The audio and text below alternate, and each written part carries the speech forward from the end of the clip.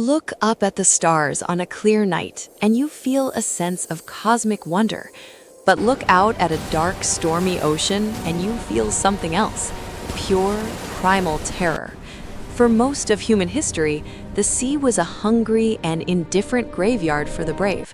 We are land creatures, biologically evolved to find safety in the glow of a communal fire. In the pitch black of a coastal night, a single spark isn't just light, it is hope. This is the story of how we learned to build our own artificial stars. It's a tale of engineering, isolation, and our deep-seated psychological need to be seen. To understand the lighthouse, we must first understand our biological fear of the void.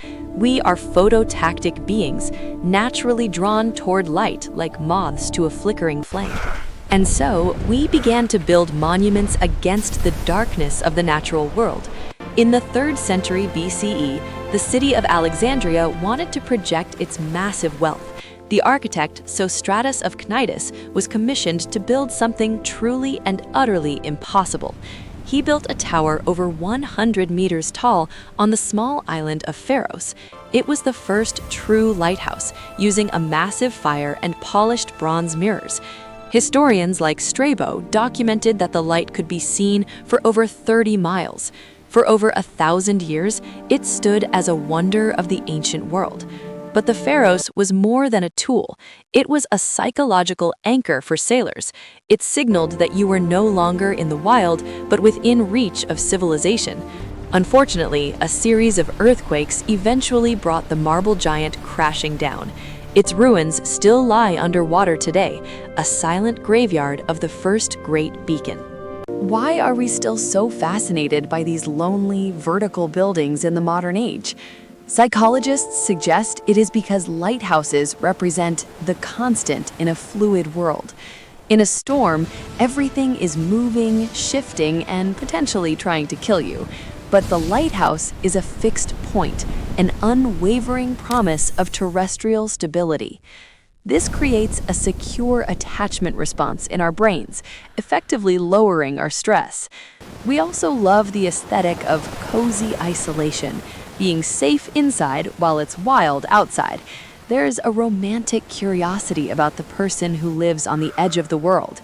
We often project our own feelings of loneliness onto these solitary coastal towers. They are symbols of the individual standing tall against the collective power of nature. It is a visual metaphor for the human spirit's resilience against overwhelming odds. After the fall of Rome, the lights across Europe began to flicker and die. For centuries, the coast became a place of wreckers and dangerous false signals. Pirates would lure ships onto rocks to plunder their precious and expensive cargo.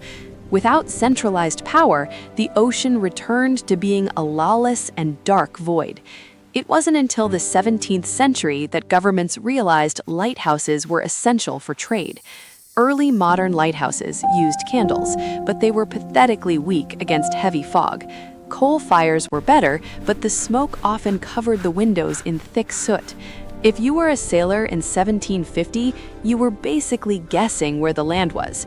Then, the Industrial Revolution brought a wave of brilliant and obsessed engineers.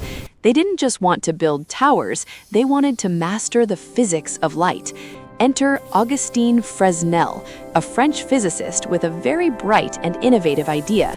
Before him, lighthouses wasted 97% of their light by scattering it everywhere. Fresnel realized that a single massive lens would be too heavy and thick to work, so he chopped the lens into concentric rings, creating a giant glass beehive. This design could capture light and bend it into one singular, powerful beam.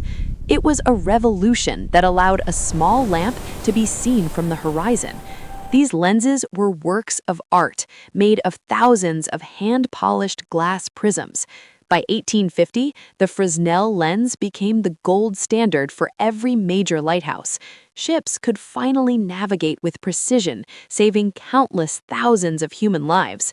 But the machine still needed a human soul to keep it running through the night. Being a lighthouse keeper was one of the most demanding jobs in human history. You had to wind the clockwork mechanism every few hours to keep the light rotating. You had to polish the glass constantly to remove salt spray and lamp soot. It was a life governed by the watch, a relentless schedule that never paused. Some keepers lived on stump stations, which were just towers on rocks in the sea. They might go months without seeing another human being or hearing a voice. This extreme isolation often led to a specific kind of psychological stir-craziness. But many found a deep meditative purpose in the quiet solitude of the tower. Consider Ida Lewis, who saved dozens of people from the freezing Atlantic waves. She became a national hero, proving that the weaker sex was anything but. For these keepers, the light wasn't just a job, it was a sacred duty. If the light failed, people died, and that weight sat heavy on their shoulders. They were the unsung guardians of the coast, working while the world slept. But as technology marched on, the human element began to slowly fade away. The invention of the Dallin flasher in 1906 allowed lights to run themselves. Gustav Dallin won a Nobel Prize for a sun valve that turned the light off at dawn. Suddenly, the need for a person to live in the tower started to vanish forever. By the late 20th century, almost every lighthouse in the world was automated. Today, ships use GPS and radar to know exactly where they are at all times. A satellite in space is now our primary lighthouse, beaming signals from the void. The physical towers have become relics, beautiful ghosts of a pre-digital age. Many have been turned into museums, hotels, or private homes for the wealthy. We no longer need them to survive, yet we refuse to let them crumble. This is because the lighthouse is a monument to our collective human history. It reminds us of a time when the world was much bigger and more dangerous. It's a physical manifestation of our deep desire to protect one another. We keep the lights on because they are part of our cultural and social DNA. They represent the moment we decided to stop hiding from the dark. Even in a world of fiber optics and AI, the lighthouse remains iconic. It is the ultimate symbol of hope, guidance, and engineering ingenuity. We may not use them to sail ships anymore, but we still need their light. They remind us that even the smallest light can pierce the deepest gloom. In our own lives, we search for our own metaphorical coastal lighthouses. We look for mentors, ideas, and values that stay fixed while everything else changes. The ocean will always be vast, and the night will always be cold, but as long as we keep building, we will never truly be lost. The history of the lighthouse is the history of our own successful survival. It is a testament to the fact that we are not just victims of the universe, we are the ones who bring the light to the places that have none. So, the next time you see a lighthouse, give it a little wave. It's been standing there for a long time, just waiting to guide you home. Because at the end of the day, we're all just sailors looking for the shore. And as long as the light is on, we know someone is watching the coast. The darkness is big, but we are here, and we are shining. Thanks for watching, and stay curious. This video was made possible by your wonderful support on Patreon. Your curiosity allows us to keep exploring these fascinating corners of history. If you want to learn more about engineering, check out our other videos, or maybe just go for a walk and find a real lighthouse of your own. Until next time, keep your own light burning bright.